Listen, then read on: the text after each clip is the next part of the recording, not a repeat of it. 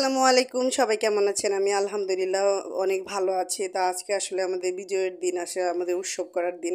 আমি ৫২ ভাষা আন্দোলনে দেখিনি, ১৯৭১ সালের মুক্তিযুদ্ধ দেখিনি। তবে এইবার যে ভয়ঙ্কর পরিস্থিতি ২০২৪-এ দেখলাম, জুন থেকে আজকে আগস্ট পর্যন্ত, সেটা বলার ভাষা আসলে আমার নাই। কি বলবো, এত মানুষের তরতাজা রক্ত, এত মায়ের কান্না, এত স্টুডেন্টদের কান্না, চোখের পানি, আর ওদের এত কষ্ট দেখে আসলে আজকে মা হইছি, যখন মা হওয়ার মূল্যটা বুঝতেছি যে একটা সন্তান হারাইলে মার কি কষ্টটা লাগে, একটা সন্তান কত দূর গেলে এইভাবে ঝাঁপিয়ে পড়তে পারে, আসলে না দেখলে হইতো না। আজ পুরো দেশবাসী আসলে ঝাঁপিয়ে পড়ছে শুধুমাত্র ছাত্রদের জন্য, কারণ এতগুলো তরতাজা রক্ত কেউ আমরা আশা করিনি। একটা সামান্য একটা আন্দোলনের কারণে এত বড় একটা সমস্যা হয়ে যাবে, কেউ কখনো কোনো দিনই ভাবতে পারে না। আমার কাছে মনে হয় যে স্টুডেন্টরা কোনো দিনই ভাবতে পারে না। যাক, সব শেষে আমরা একটা স্বাধীন রাষ্ট্রে বসবাস করতেছি। আজকে আমরা স্বাধীন।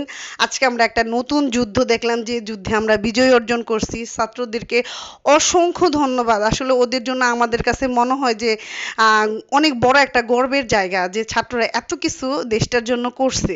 একটা সময় আমরা অনেক কিছু শুনি না, মা চাচি দাদিদের মুখে মুক্তিযুদ্ধ শুনতাম, কিন্তু আমরা সামনে যেটা দেখছি আজকে, আমার কাছে এটাই মনে হয় যুদ্ধে আজকে আমরা দেশ স্বাধীন করছি। আমরা আজকে স্বাধীন রাষ্ট্রের নাগরিক। আমরা যেন ভালো থাকতে পারি।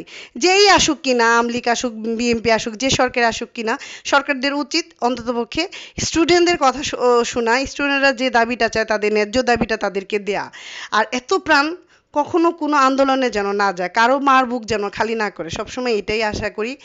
সব ভাইদেরকে, সব আত্মীয় স্বজন, বন্ধু বান্ধব সবাইদেরকে বলি যে আমরা আজকে অনেক খুশি, আমরা একটা স্বাধীন রাষ্ট্রে বসবাস করতেছি। আপনারাও সবাই পরিবার পরিজন নিয়ে হাসি খুশিতে থাকেন, সবাই থাকেন। আর যারা মারা গেছে তাদের জন্য আল্লাহর কাছে দোয়া প্রার্থনা করি, তাদেরকে যেন আল্লাহ বেহেশত নাসিব করে, তারা যেন তাদের পরিবারকে আল্লাহ অন্তত পক্ষে মনে একটা সাহস দেয় যে না, আমার সন্তানরা মারা গেছে, আজকে এতটুকু করে গেছে, আমরা আজকে স্বাধীন আছি, আমরা আজকে বলতে পারবো যে আমার সন্তান মারা গেছে, আজকে দেশ স্বাধীন হয়েছে। তো প্রত্যেক মাকে আমি সেলুট জানাই। সবাই ভালো থাকবেন, সুস্থ থাকবেন। চ্যানেলটি সাবস্ক্রাইব করবেন, বেশি বেশি শেয়ার করে দিবেন। আল্লাহ হাফেজ।